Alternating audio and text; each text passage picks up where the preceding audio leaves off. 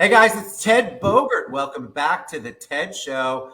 Very excited to have this amazing young lady on the show with me. This is Thais Lopez Vogel. We're going to talk about the VoLo Foundation, and I love the title of this show so much. The Sunshine State is becoming the emergency state. We're going to learn all about everything that Thais and her organization do. Welcome, Thais. How are you? Thank you very much for having me here. I'm good. How are you up I there in am Orlando? fantastic. Thank you very much. I was telling you before we went live, I love your outfit and I love your background. You look awesome. And we talked a little bit about fashion, guys, before we got on live here. And so she's definitely in the fashionista world, knowing all that stuff about color. And guys, you know I'm not. So let's talk about you, though. Before we went live, I said the audience loves an origin story. They love to know because people get inspired by journeys. People think they're going through something that nobody's ever gone through, and then they hear a story and they're like, I can do that too. So give us a little 411 on your background. Well, I'm actually from Venezuela. We're very fashionistas. That's why they look. Originally from Venezuela, I'm an attorney by trade, but an environmentalist by chance. I worked many years in the petroleum company, came to the United States in 1994 and met my husband, David. We got married in 2007, but a little bit of, he is an MIT graduate student, very scientific. I'm the Latino, the whole Latino wife, like they get to call it. Very emotional, very passionate about what I do. Together, we have 6 kids, and they were all born in Orlando. I think that's the thing that keep us giving to Orlando, the Orlando area. Met in Orlando, got 4 kids. When we got together, he had 2, I had 2, and they were 6, 5, 4, and 3. So we raised those children, and 7 years later, we wanted more. Don't do that at home, okay? So we got twins, a boy and a girl. They're 8 years old now. Wow. So You and have a very large family, which I love the concept of a large family. I think there's just something special about that when there's so many people that are experiencing the same thing or similar things to you. 6 children, though, God bless you. That is a lot. So, but you do a lot. So that should tell us that if you're a mom of 6 with 6 children, that you obviously know how to stay organized and focused because you have to be with that many youngins running around. yeah, but definitely the importance of the children is because when we decided to create VoLo Foundation, and that was in 2014, I think we started like any philanthropies, they always start with health and education. And when Dave analyzed the data on the climate crisis, we realized that the biggest threat to humanity is climate change. And because we have 6 kids, and once you're a mother of one, you're a mother of all, like I always say, thinking of the future generations, we decided to work. 70% of our giving is on climate, and then the other 30% education and health. If you've seen our logo, is a circle, and I think that we're all connected, and it's a circle of life. It's environmental health and definitely education. So that's how we started giving to all those sectors, but especially the climate change. Let's talk about climate change because I feel like something that should not be such a volatile topic is so volatile. People have such strong opinions either way on it, and I'm always fascinated. Obviously, I won't share exactly where mine is, but I'm pretty sure it's exactly where yours is. But I feel like people get so up in arms over even having a discussion about it or even admitting that it is an issue. So the title of the show is The Sunshine State is Becoming the Emergency State. Let's start there. Let's unravel that and unwrap that. Why is the Sunshine State becoming the emergency state? Well, obviously, we're having the emergency, the climate emergency is already here, right? In Florida, is experiencing the effects of stronger hurricanes, extreme heat, chronic flooding due to rising sea levels. and affects all areas, tourism, real estate, health, economy, energy, food. When we talk about climate change, at one point, and I don't know when this became politicized. And I think that's why it's such a volatile issue. And it's funny because I was at a radio station the other day and I say, this is not a red or blue issue, it's a green issue. When a hurricane comes to Florida, it doesn't say, okay, here are the Republicans, I'm going to take this path, or here are the Democrats, right? We are all affected by what's going on the environment, and we have to tackle it in a unified way all together and forget about the colors and forget about the parties. This is what we have in order to have a quality life in the future. Agreed. I agree 100%. It is such an important topic to have a discussion about and not politicize, because it is impact. Even in the years that I've lived in Florida, you can tell the difference. There's a change, and to just deny that any of that has happened or that has nothing to do with climate change or the things that are impacting climate change just seems to me like burying your head and you're in denial. There is an impact. There has been an impact, and we've seen it. So tell us what we can do. What are some of the things? Because obviously the foundation, as it's targeting the climate issue, climate change, what can we do as people who see it and feel it, and we want to get involved and do better? Well, I think the most important thing, and I think any environmentalist will tell you, is talk about it.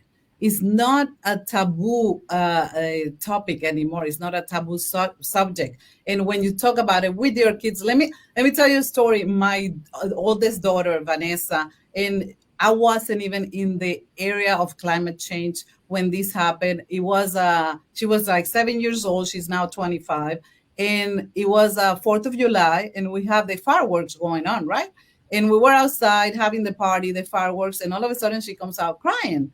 And I'm like, what's going on? It's just like, well, we're killing polar bears and the environment. So the kids are now so much more in touch with what's happening on the environment that they teach us. I always say, she made me at that point, and we weren't even in the foundation. We weren't in this position of giving that. At this point, we are fortunate to be in a position where we can give so much to the community. At that time, we were getting from the community. At one point, my husband and I, we were both unemployed, collecting paychecks from unemployment. So I went ahead and changed all the bulbs in my house because Vanessa was teaching me at 7 years old, this all-grown woman, that something was happening out there and that we could do something. But we had to start talking about it as a regular topic. And you start in your dinner table with your kids, with your family, and that's going to grow to your neighborhood, and then to your city, and then to your state. And that's how it's going to have the ripple effect, and everybody's going to start talking about climate change. Once you get into the topic, you're going to want to know the facts. You're going to want to educate yourself. I invite you all to follow VoLoFoundation.org, and our website has tons of information. We have Instagram, Facebook, all the platforms, Twitter. So inform yourself. And we are critical thinkers. We don't have to believe. I know we're in this era where nobody believes in it. You don't want to believe the government. You don't want to believe the scientists. Think about yourself and look at the facts on your own. I mean, we're smart people. I want to talk a little bit about Hurricane Ian and Please what do. happened. Yes. So Hurricane Ian went far beyond the areas inside the warnings, evacuation zones. And one of the places that got the most, the winds, and the worst part was this community called Babcock Ranch. And that is directly northeast by 35 miles of Cayo Costa. I'm reading here. This is a community that in 2019, started thinking of what was going to happen if another hurricane like Katrina at that moment would come. Babcock community sat under a Category 4, Ian, for 8 to 10 hours, yet never lost power, water, or Wi-Fi. No one single solar panel was dislodged, and the battery packs also stayed intact. It wasn't just the solar power that kept the electricity on, but it was actually the hardened grid and the well-planned development, because they have all the electricity, the power lines are underground, okay? So that goes to tell you that if we plan for a future where obviously the hurricanes are getting stronger because the water is warmer, and that makes a tropical storm like started Ian to get fierce. I mean, it became very strong very fast. And that's what's happening to the hurricanes. Nobody's saying that natural disasters are not going to happen. I mean, natural disasters, but they're being fueled by the amount of heat that is not only in the atmosphere, but in the water. So if we reduce that heat and the emissions that we're putting in the atmosphere and in the water, the hurricanes don't get that potent. But at the same time, because they are at this stage now, we have to prepare and we have to think in the future. So thank the government for the first time in the last 20 years, get together and do something in collaboration. And the IRA came up, the Infrastructure Reduction, the Inflation Reduction Act. It was the infrastructure before they changed the name. And for the first time in the history of the United States, a government is giving so much, creating so much from the federal level to the state level resources for climate. And so many of these, I don't know if you have realized, but the families from low income and more poverty are the ones that are affected the most, not only because they don't have the resources to go to a hospital when you have a asthma attack every time because the pollution of the air. 1 out of 10 kids in Florida suffer from respiratory diseases. Because the insurance in your house, you can't even get insurance anymore. I mean, they were high already. I don't know if they're going to exist after Ian and all the hurricanes. And FEMA only gives you $5,000 to $10,000, but the rest is going to come out of pocket of all these families because they didn't have a second flood insurance. Especially right now in Fort Myers. The economy, I mean, these billions of dollars that's going to cost us to rebuild in Fort Myers comes out of the taxpayers' pockets. So what I wish people would understand is that everything relates to climate. We're getting close to the elections, November 8th. And for the first time in history, climate change is number 4 in the list of what's more important for people to go vote. And I always say economy, immigration, the last hurricane that hit the Bahamas, where did all those people go to? They come to America. So immigration is also fueled and driven by climate change. Puerto Rico, Hurricane Maria. Orlando got fuel of people from Puerto Rico. So people think of economy, immigration, terrorism. I mean, the heat and the lack of water in those countries like in Syria is what makes these huge wars. And when people are in heat, I don't know if you sit in your car in traffic, but when it's hot, I feel more tense.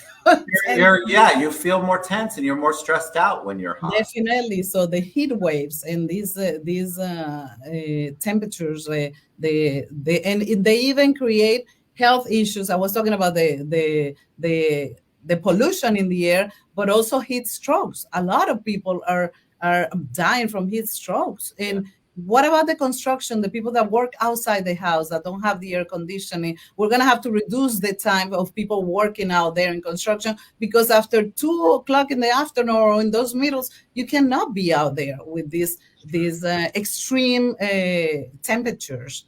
So everything is connect the dots and see where everything connects to climate change. And with that, tell me the best way, like if somebody's watching and they go, I love what Thais said. How can they get involved? Can they get involved and volunteer at the foundation? Can organizations reach out to you? What can someone do who's watching and says, besides the dinner table, if they want to learn more about you, get involved with the foundation, what's the best way? What can they do? Well, definitely, if you're a philanthropist, I always say let's start giving a little bit more to those organizations, grassroots organizations that are advocating for the environment, for climate change. If you are a teacher, I mean, get involved with your students. Education is the number one. There's no future without environmental education. We need to teach these kids to protect the environment, not to use plastic, not to waste food. The waste of food creates methane in the atmosphere, and this is more greenhouse gases. If you are a regular person in your house, start using the water bottle. No, don't use the plastic bottles. Use these kind of bottles. Change the light bulbs. I mean, little things, but most importantly, vote.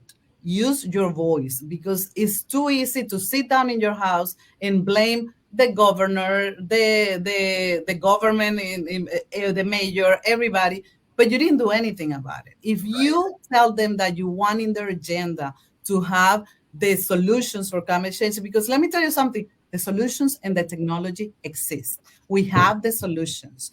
What we need is the will of the politicians to act on them. So, and we drive the political arena, right? In some way, don't ever think that your vote doesn't count. I mean, we're about to go vote on November 8th, and I can give you an example. There was Jose Diaz in Miami. He lost a Senate seat by 34 votes. Wow. 34 votes. So if you think about your vote doesn't count, we have in this democracy in the United States, I mean, I live in Venezuela, I can give you stories from other countries, and we have a very secure way to vote. Whether you do it by mail or whether you go in person, your vote is secure. So go and talk for whoever you want, but go and see your electoral candidates, see what they stand for, study, educate yourself, and then raise your voices. I love it. Look, you're inspiring me, and I always get out and vote. I I think it's so important too. You're right. So vote. November 8th is when you should vote. All of you who she Thais is absolutely right. If you're sitting at home and you're complaining, but you won't get out and vote, then I don't know how you can continue to complain. Get out and be part of the solution. And you are 1,000% right. Your vote counts. Believe me, it counts. We have seen it.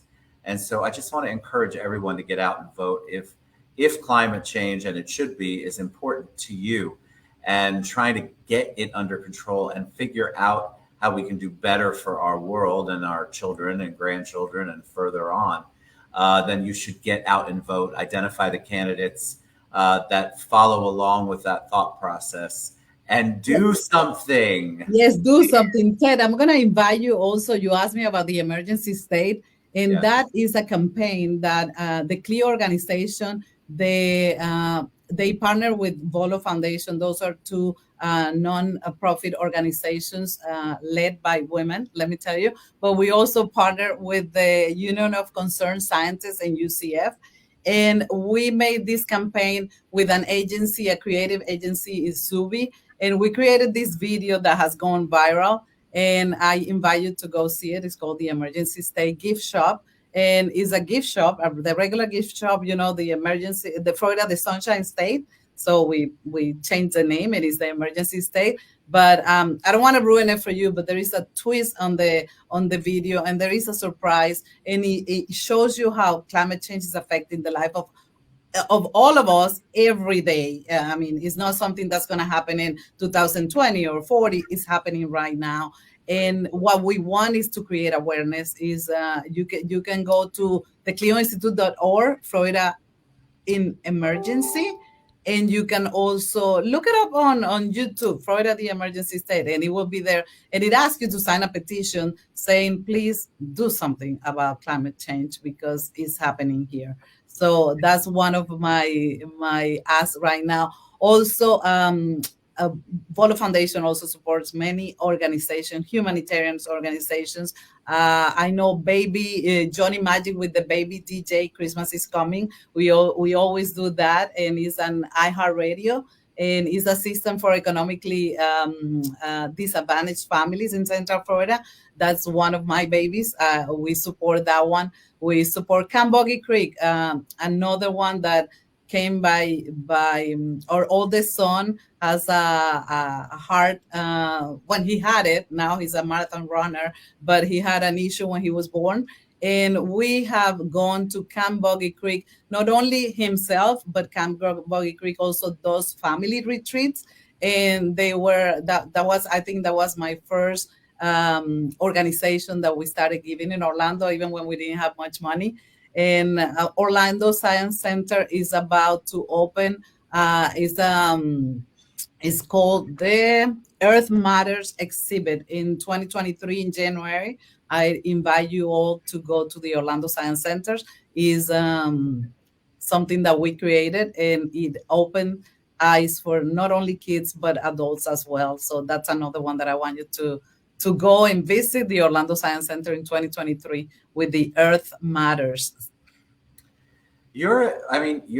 Wendy told me you're amazing, but you are absolutely amazing and inspiring, and your passion for what you do is palpable. And I love that. I think people need to listen, and you're giving them plenty of opportunities to learn more. And the video that Thais mentioned, I will make sure it's in the link in the comments below, and you guys can check it out. Thais, what a joy and a pleasure and an honor to have you on the show. Thank you for all you're doing for our world. I know you're making an impact, a big impact, and I appreciate everything that you do for our community.